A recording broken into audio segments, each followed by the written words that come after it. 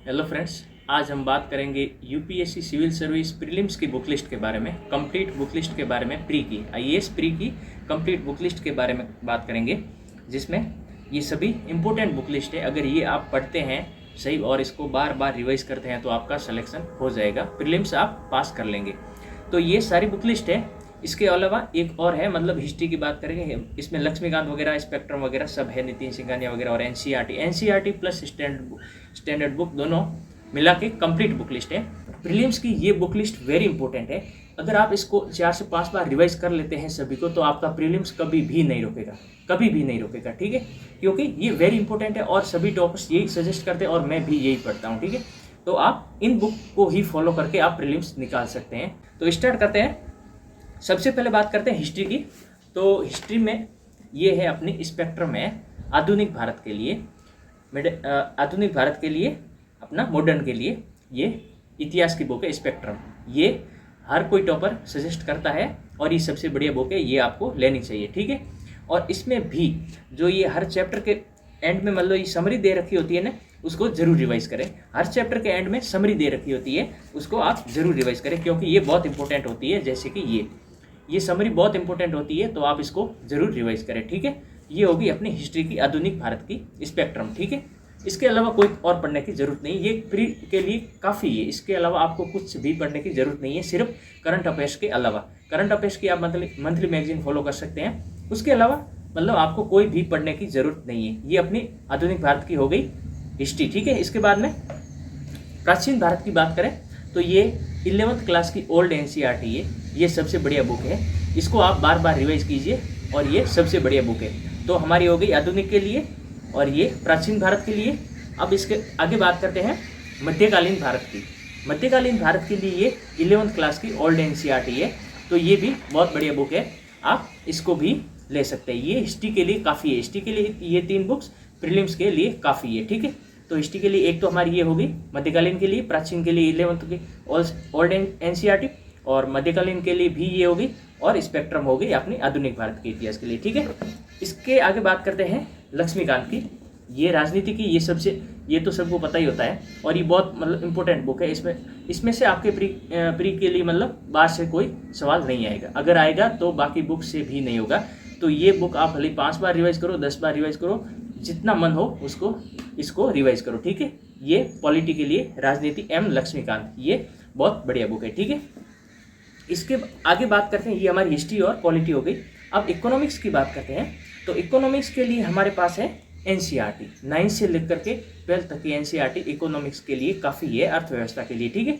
तो ये हमारी आती है, ये 10th की एनसीईआरटी, और ये हमारी 10th की हो गई, और ये दोनों ये 9th की हो गई एनसीईआरटी है, ये 9th की है, वो 10th की है, ये 9th की है अर्थशास्त्र, ठीक है।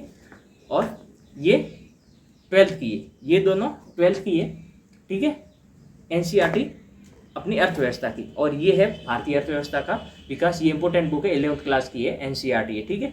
तो ये होगी हमारी अर्थव्यवस्था की 9, 10, 11th और 12th, ये 11th की और 12th, 9th और 10th की, ये आप एनसीईआरटी फॉलो कर सकते हैं। इसके अलावा बजट एंड सर्वे आता है हर साल फरवरी में, उसको आप जरूर पढ़िए, वो बहुत इंपॉर्टेंट होता है, ठीक है। तो ये हमारे 3 सब्जेक्ट तो कंप्लीट हो गए। एक तो हमारी ये भारत की राज व्यवस्था, पॉलिटी, हिस्ट्री कंप्लीट हो गई, उसके बाद में अर्थव्यवस्था कंप्लीट हो गई। अब बात करते हैं आर्ट एंड कल्चर की, ठीक है।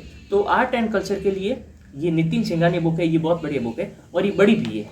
अगर आप ये बुक नहीं फॉलो करना चाहो क्योंकि बड़ी है, तो ये भी कर सकते हो, दोनों में से कोई भी एक कर लो, तो दोनों ही बढ़िया है। ज़्यादातर लोग यही करते हैं, नितिन सिंघानिया, तो मेरा तो मानना है आप भी यही करिए और मैं भी यही करता हूँ, ठीक है।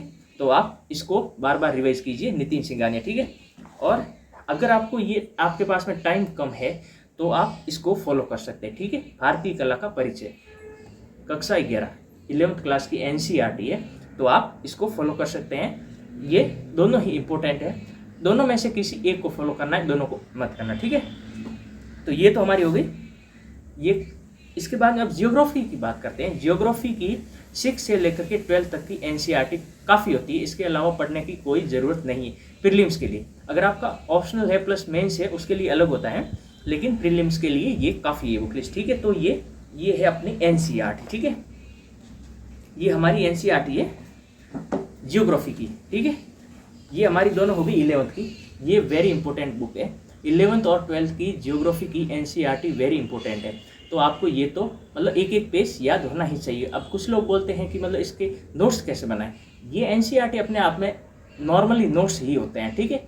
तो इसके अलग से शायद नोट्स नहीं बनाने चाहिए। अगर आप बनाते हो तो भी ठीक ही है, वरना कोई ज़रूरी नहीं है, क्योंकि ये अपने आप में नोट्स ही होते हैं और मतलब हर पेज में आपको फैक्ट और कॉन्सेप्ट मिलते हैं। तो ये बहुत ही इंपॉर्टेंट बुक लिस्ट है। ये 11th की होगी एनसीईआरटी, ठीक है, जियोग्राफी की। और ये होगी 12th की, ये 12th की एनसीईआरटी है। तो ये बहुत इंपॉर्टेंट है दोनों ही, मतलब 11th और 12th की वेरी इंपॉर्टेंट बुक लिस्ट है, ठीक है। इसके बाद में बात करें, ये है 10th की, ये है 10th की और ये है 9th की। 9th 10th 11th और 12th ये हो गया हमारा, ठीक है, जियोग्राफी की। इसके बाद में 6, 7 और 8 की, ये 6 की है, 6 क्लास की, और ये है 7th की, ठीक है, नहीं ये है 7th की और ये है 8th की, ठीक है। तो ये हमारी हो गई जियोग्राफी की एनसीईआरटी, ठीक है। जियोग्राफी कंप्लीट हो गया। उसके बाद में बात करते हैं साइंस या टेक और इन्वायरमेंट की, ठीक है। साइंस या टेक के लिए आप मतलब ये कर सकते हैं, विज्ञान एवं प्रौद्योगिकी दृष्टि की बुक आती है, दृष्टि की बुक आती है, ठीक है। अगर आप चाहो तो कर सकते हो, वरना आप करंट अफेयर्स से साइंस या टेक कर सकते हो। अगर मेंस के लिए ये आपको पढ़नी चाहिए, क्योंकि मेंस से मतलब सवाल बनते हैं और मेंस के लिए ये ठीक भी है। साइंस या टेक के मतलब वैसे करंट अफेयर्स काफ़ी है, और अगर आप चाहो तो इसको ले भी सकते हैं, ठीक है। उसके बाद में बात करते हैं पर्यावरण की।